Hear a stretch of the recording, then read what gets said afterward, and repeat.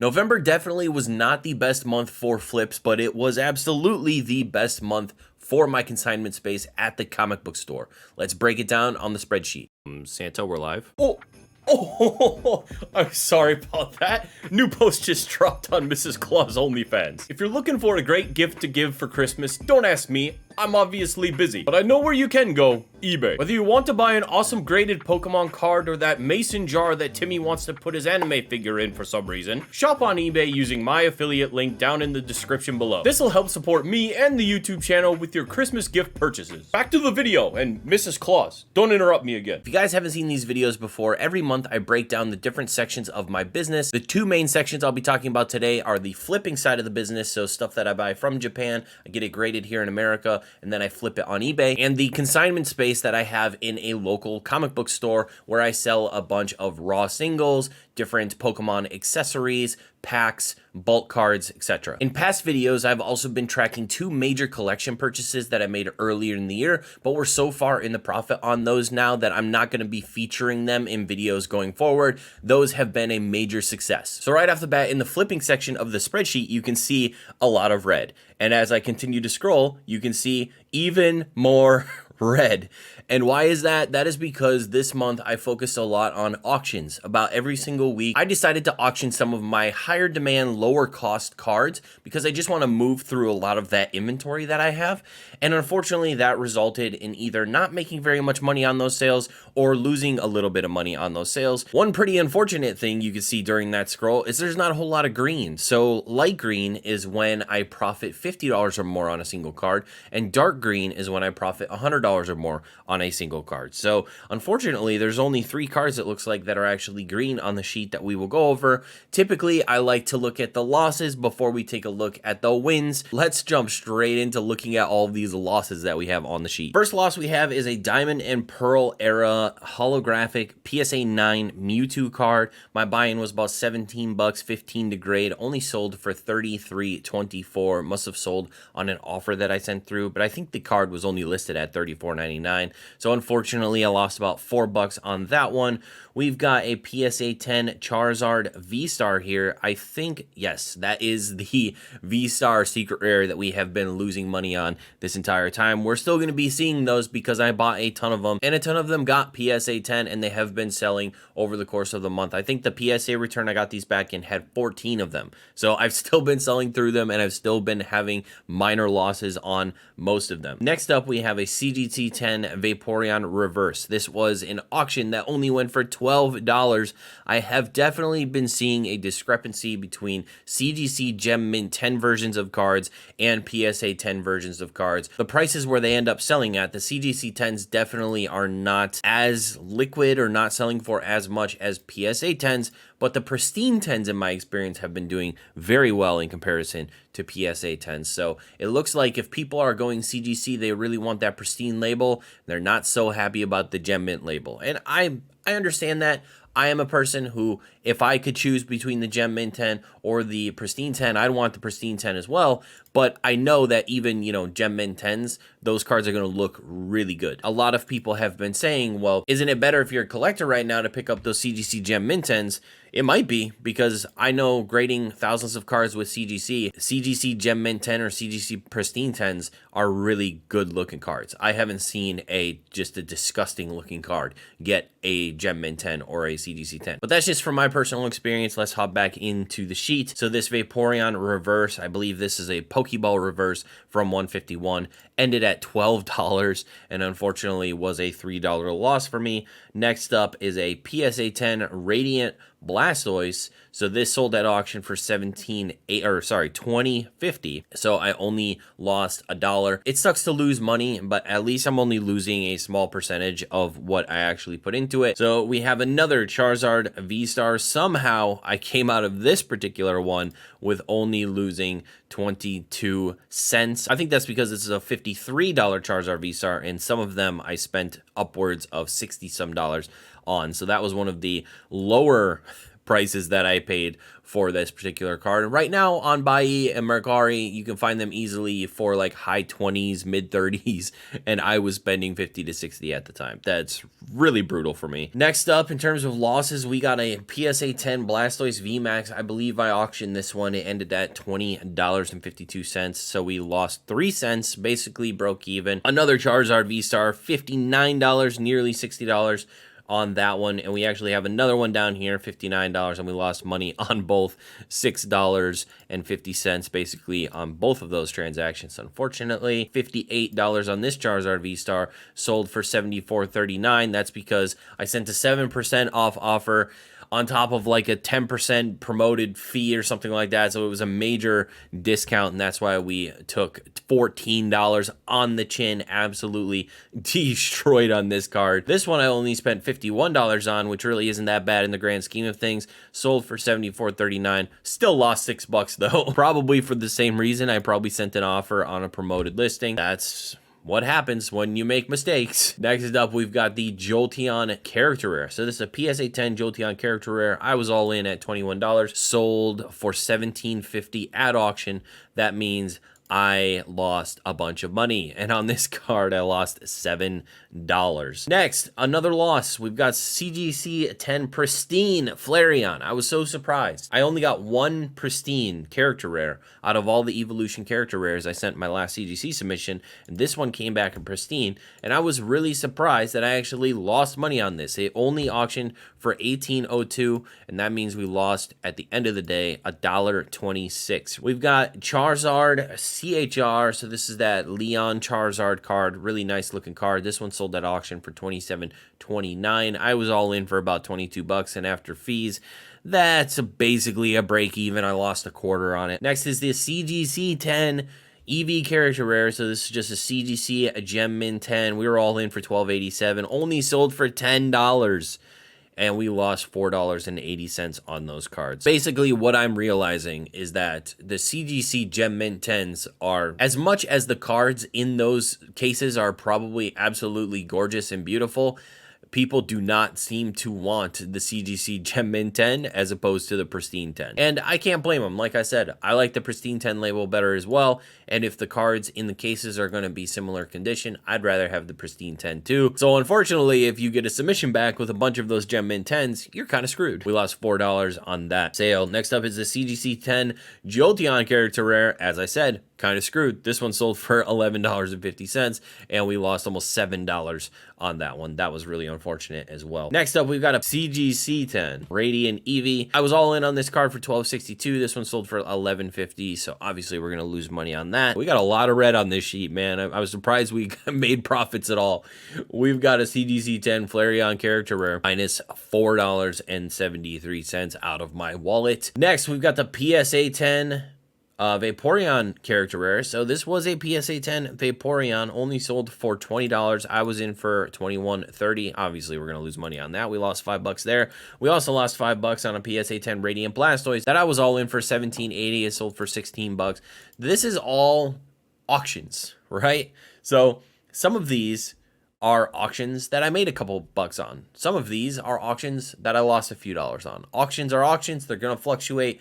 If you want to get the most out of your money, you do not auction cards, period. That's what I hope I'm showing you today. Patience and buy it now is the best way to get the most money out of a particular card. Auctions are not the way. There's a lot of fluctuation. You got to end them on particular days. Like for some reason right now, I feel like Mondays are way better for me auction wise than Sundays. It's probably because a lot of the big auction houses like Z&G and Probstein and some of these other places, I think all finish on Sunday. So for some reason, Monday has been a great day for me, but I don't think that that's like a rule across the board. Everyone says end your listings on Sunday, and then I ended my listings on Sunday and they massively underperform versus the Monday listings. So I don't know. Right now I'm listing on Mondays. Just who knows? Auctions are auctions, man. It's all up in the air. Next up, we got a PSA 9 Blastoise. I believe this is from like a Heart Gold Soul Silver deck. I think this one got the PSA 9, unfortunately, and I bought it for $17.42. I thought it was really clean, but unfortunately it came back to 9. I did sell it for $40, but I was all in for $32, so we ended up basically breaking even, losing about 50 cents on that transaction. Next up, we got the PSA 10 Pikachu VMAX. So this was an auction, as well as this Dragonite V Full Art. These are both auctions, and both unfortunately underperformed, in my opinion. $18 basically for both. This one was $17.60. I was $19 all in on both, and we lost about $4.23 or $4.18 on each of those items. Next, PSA 9 Vaporeon. This is a Vaporeon, I think from Golden Sky Silvery Ocean. I was all in for $36.55. I paid up a little bit because it looked particularly clean. Unfortunately, it did come back a 9, and with mid-era, 9s are extremely cheap compared to 10s.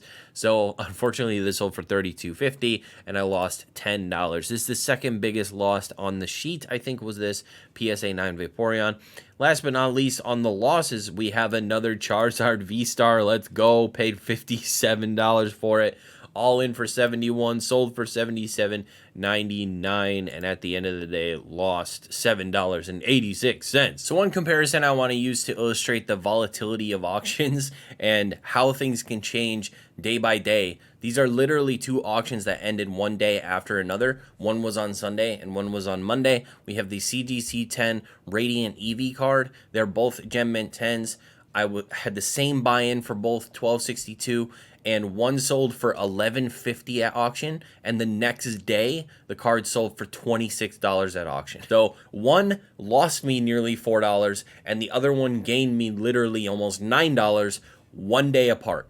Absolutely crazy how volatile the exact same card can sell day by day, depending on different variables, obviously depending on how many people are looking for that card on that day, or when you actually end your auctions. This is one of the reasons why I've been ending my auctions on Monday, because I saw the difference between the two blocks ending on Sunday and Monday, and felt like Monday performed better for me. I just wanted to show that auctions are not the best way to get the most money out of your cards. I could very likely have sold both of these cards for $24.99, buy it now, and probably made a little bit each card. So now that we've taken a look at our major losses, let's take a look at our major wins. And actually, we didn't have a whole ton of major wins. Like I showed, we only have about 3 cards that we profited $50 or more on. And obviously, $25 or more is probably a major win. $20 or more is probably a major win, but I like to keep track of the big wins whenever we can get them, because they're just nice to look at. So this one, because my buy-in price was so low, I graded this PSA 10 Roller Skater. This is from Remix Bout. This is one of the secret rares I actually opened from my Remix Bout box that I opened a long time back. And this one really shot up during the waifu boom.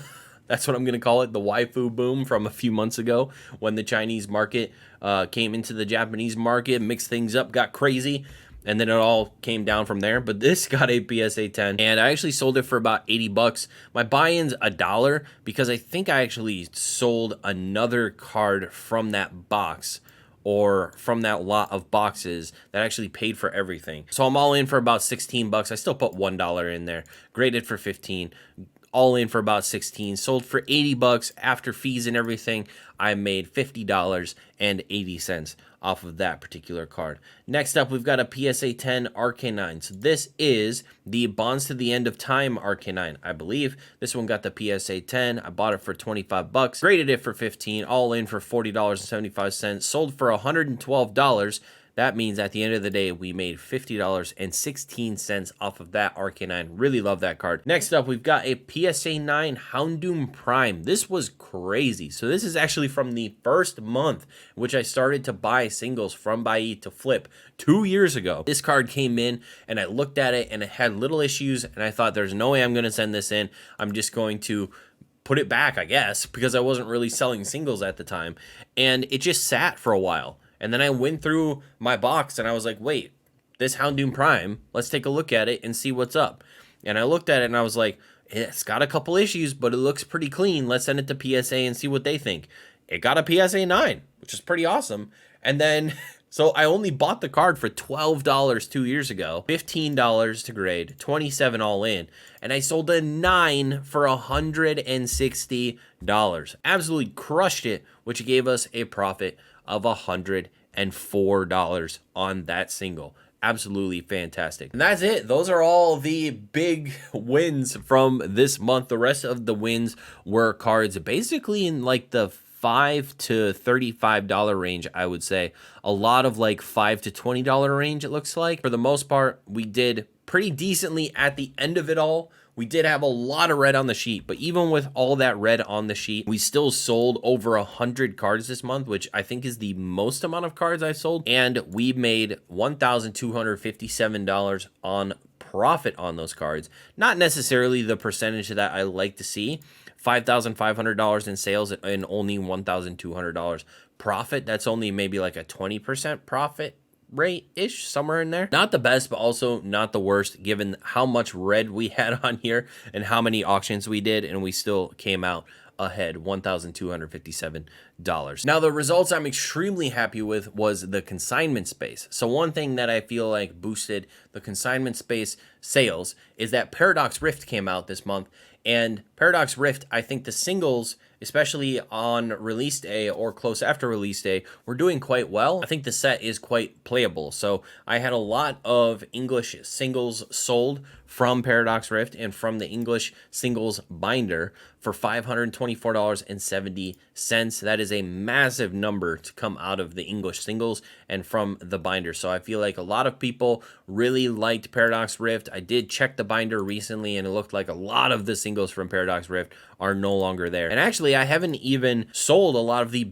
higher cost singles. That's one thing that is really interesting about the store, is it seems like the singles in like the $20 or less range tend to do really well out of the gate from the newer sets, but the singles above like that $20 threshold, especially above like the $30, $40, $50 threshold, definitely not as good selling them. Like I had a Roaring Moon at market price, even a little bit lower than market price, has been sitting in there since the release. I also had a Charizard from Pokemon 151, has a little bit of damage on it, but I listed it well below the market price on TCG Player, and definitely have not sold that one either. So I feel like the expensive singles don't move quite as well as the lower cost singles in the binder. But let's talk about Japanese singles. So this month, recently, I bought a bunch of art rares and character rares, those beautiful full art Pokemon cards, and I bought them for like 60 cents to 70 cents a piece off of Bai in lots.